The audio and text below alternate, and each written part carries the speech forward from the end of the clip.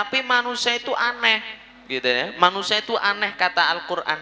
Dilanjutkan, fa ammal insanu, maka manusia yang kafir, ya, kata Allah ya.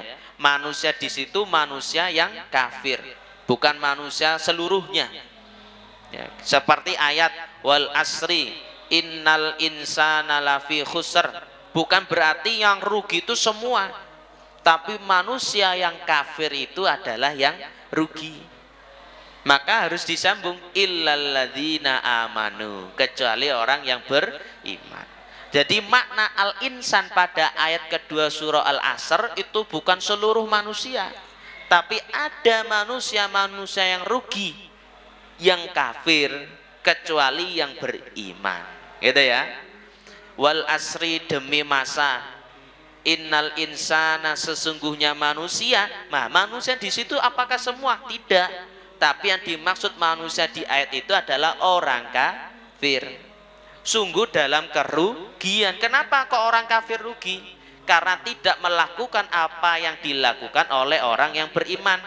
Lanjutannya ayat illalladzina amanu wa amilus sholihat wa tawassaw bil haq wa tawassaw bis sabr. 4. Jangan milih, harus 4. Beriman, amal soleh, saubil haq, berwasiat kebenaran, saubis, saling support kesabaran. Sudah beriman, alhamdulillah. Amal soleh sudah, tapi suka ngapok wong, ya. Kapok, oh berarti kehilangan. Sudah iman, sudah amal soleh, sudah melihat kemungkaran, diam. Nah, kehilangan yang ketiga, ya. Jadi harus 4. Beriman, amal soleh, berwasiat kebenaran, support kesabaran. Nah, ini baru disebut sempurna. Nah, kalau masih 2, sudah beriman tapi belum sempurna. Nah, maka Allah juga menggunakan metode yang sama di ayat ini. Fa ammal insanu, maka orang-orang yang kafir, idza, ketika, mabtalahu, dicoba mereka. Dicoba oleh siapa? Rabbuhum, Tuhan mereka. Dicoba dengan bentuk diberi nikmat. Kata Imam Ghazali, Bu, kesabaran yang paling sulit itu ketika memegang uang ketimbang tidak punya uang. Ya. Sabar paling sulit itu ketika punya uang banyak ketimbang tidak punya uang. Sabar paling sulit itu ketika punya makanan banyak ketimbang tidak makan. Loh, kok bisa? Iya. Orang itu kalau tidak punya uang, zikirnya subhanallah, sampai malaikat bingung, geleng-geleng. Orang itu kalau tidak punya uang, sabarnya itu subhanallah, bisa puasa 1 bulan full tidak makan, cuma minum air. Malaikat geleng-geleng, saya tidak pernah kayak gini. Malaikatnya bingung.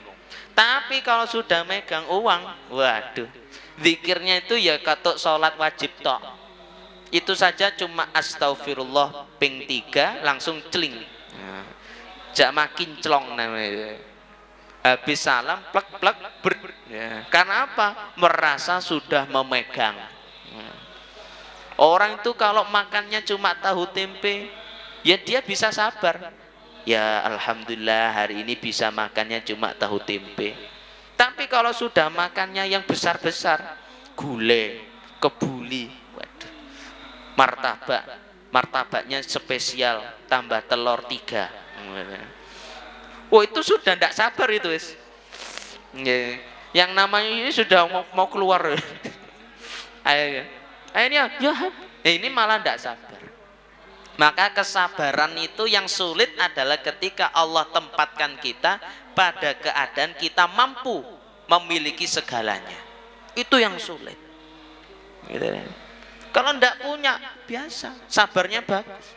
Nah, makanya pertanyaannya, milih yang mana? Sabar melarat apa sabar sugih? Ini repot ini. Maka pilihannya, kalau tidak mau sabar melarat, maunya sabar sugih, harus alim. Nah, harus punya ilmu supaya apa? Mengetahui benar dan salah. Kata Imam Ghazali, ya, orang jadi wali itu jalan tolnya dua. Jalan tolnya dua. Satu, jalan tolnya jadi wali miskin tapi sabar. Ya. Jalan tol yang kedua kaya tapi harus alim. Ya. Kadang kita itu setengah-setengah. Ini yang repot, setengah-setengah. Makanya yang tidak mau jalan tol yang pertama harus menempuh jalan tol yang kedua. Punya kesempatan oleh Allah diberi rezeki berlebih, kita gunakan untuk menambah ilmu. Nah, bukan promosi, tenang aja, bukan promosi ini. Tapi jalurnya memang seperti itu. Kalau kita pikir benar, kalau kita pikir benar. Nah, maka dalam Al-Quran barokahnya orang alim, ya. Sebagaimana yang kita pahami, Al-Quran itu ada 7 bacaan, ada 7 qiraah. Tapi yang dijadikan standar untuk membaca Al-Quran seluruh dunia adalah riwayat Hafiz dari Imam Asim. Hafiz dari Imam Asim. Nah, ini karena kita kelas tafsir, jadi agak-agak ke qiraah gitu nih. Imam Asim itu punya murid 2 yang terkenal. Masa orang alim muridnya cuma 2? Ya banyak. Cuman yang dijadikan idola itu 2. Imam Syu'bah dan Imam Hafiz. Gitu. Tapi yang paling terkenal itu yang Hafiznya ketimbang Syu'bahnya. Karena apa? Karena Imam Hafiz itu orangnya warok, menjaga diri, berhati-hati. Berhati-hati dalam apa? Sebab berbagai macam, makanannya, pakaiannya, minumannya, berfikirnya, ilmunya pun hati-hati. Kalau kita baca di juz 26, fis samawati wal ardi, fis samawati tuni. Tapi kata Imam Hafiz, loh kok dibacanya fis samawati ituni? Kan seharusnya fis samawati tuni. Tapi kata Imam Syu'bah enggak, bacanya ituni. Kata Imam, enggak, saya lebih percaya dibaca samawati tuni, bukan ituni. Kenapa? Karena secara nahwu yang benar ituni. Tapi cara riwayat itu bacanya ituni. Akhirnya Imam Hafiz datang ke Imam Asim, dibenarin. Yang mana yang benar? Kalau bacanya wasol fis samawati itu. Kalau bacanya berhenti fis samawat itu nih kita. Loh, saking berhati-hatinya Imam Hafiz dalam menentukan bacaan Quran, akhirnya Imam Hafiz ini membaca Al-Quran kepada Imam Asim bil ghaib itu sebanyak 6.666 kali. Bil ghaib. Ya. Sejumlah ayat. Jadi kalau dia berarti dia baca Bismillahirrahmanirrahim sebanyak 6.000 lebih. Baca Alhamdulillahirrahmanirrahim sebanyak 6.000 lebih. Semua Quran. Sehingga beliau dijadikan standar Al-Quran dibaca di seluruh dunia. Ya, nah itu jalur jadi walinya gitu. Nah, tapi kita tidak harus yang pol-pol. Kita tahu mana yang halal, mana yang haram, sudah bagus. Sudah bagus. Mas tata'tum semampunya tadi. Wa na'amahu fa akramahu wa na'amahu. Ini ada orang kafir oleh Allah memang sengaja dicoba memiliki harta yang banyak, ya, dimuliakan, ya, diberi nikmat banyak, ya. Fayaqulu, maka orang itu berkata, Rabbi akraman, Tuhanku telah memuliakanku, ya. Ketika dia mendapatkan kedudukan yang tinggi, dia kemudian memuji-muji Tuhannya. Oh, saya orang kaya, saya memang ini Tuhan baik kepada saya, ya. Tapi wa amma idza mabtalahu, dan ketika dia diuji oleh Allah, faqadara alaihi rizqahu, disedikitkan hartanya, hartanya menjadi sedikit. Gitu. Fayaqulu, maka dia berkata, Robbi ahanan, Tuhan telah menghina saya. Ya, jadi dia itu ingat Tuhannya setengah-setengah, hanya memuji Tuhan ketika mendapatkan kesempatan besar. Tapi kalau sudah miskin, tidak punya apa-apa, menyalahkan Tuhan. Apakah ada yang di sini seperti ini? Kalau dalam keadaan memiliki keluasan, dia bisa tenang. Tapi kalau sudah sempit, rupek, disalahkan. Kadang tidak menyalahkan Tuhan tok, orang lain juga ikut disalahkan. Gara-gara sampean iki. Ya. Nah, itu tadi kita belajar sabar temanya. Sabar mendapatkan apa yang telah dipastikan oleh Allah. Tapi kita berusaha untuk menjadi lebih baik. Ya, itu namanya sabar. Sabar diikat dengan kewaraan, menjaga diri dari hukum Allah. Mana yang halal, mana yang haram. Diikat dua ini sudah menjadi orang yang terbaik. Nah, itu tadi. Kita memiliki harta, alhamdulillah. Kita memiliki kesempatan mencari ilmu, alhamdulillah. Digunakan untuk menjadi kekasih Allah.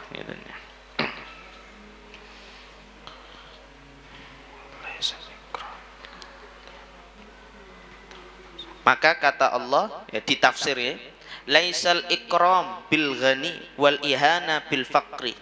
Tidaklah kemuliaan itu didapatkan dengan kekayaan, wal ihana bil faqri, dan tidak pula kehinaan didapatkan karena kefakiran.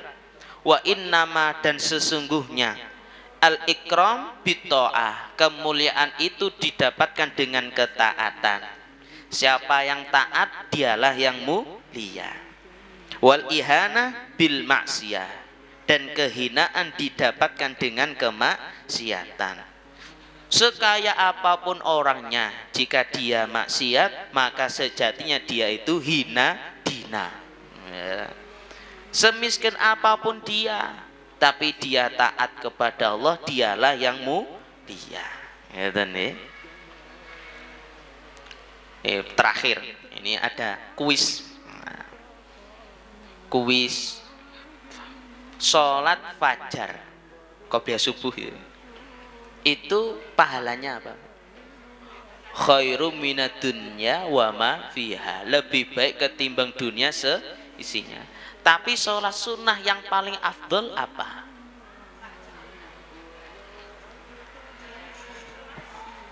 Sholat sunnah yang afdol adalah sholat witir.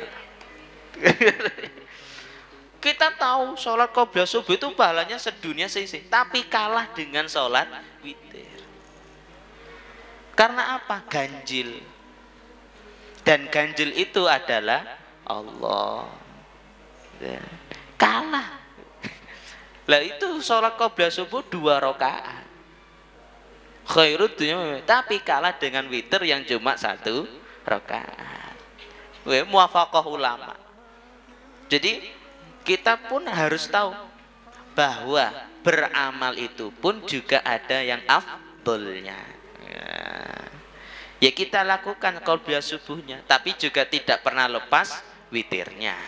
Malah witir itu indal Hanafi, menurut Imam Hanafi, menurut Imam Malik bisa berhukum wajib witir. Wajib. Ya, tapi makna fardu dan wajib menurut mazhab Maliki dan Hanafi tidak sama dengan makna di mazhab Syafi'i. Nah, itu nanti di pembahasan di kelas fikih. Nah, tapi kita kan berarti paham bahwa apa yang dekat dengan Allah itu lebih berharga ketimbang yang tidak berhubungan dengan Allah. Nah, kalau kita sholat qobliyah subuh diniatin dunia, betul pahalanya di mana?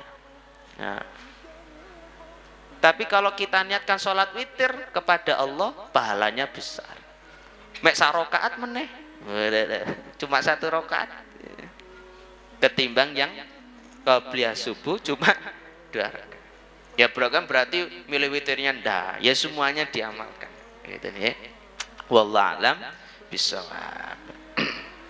Allahumma sholli ala Muhammad.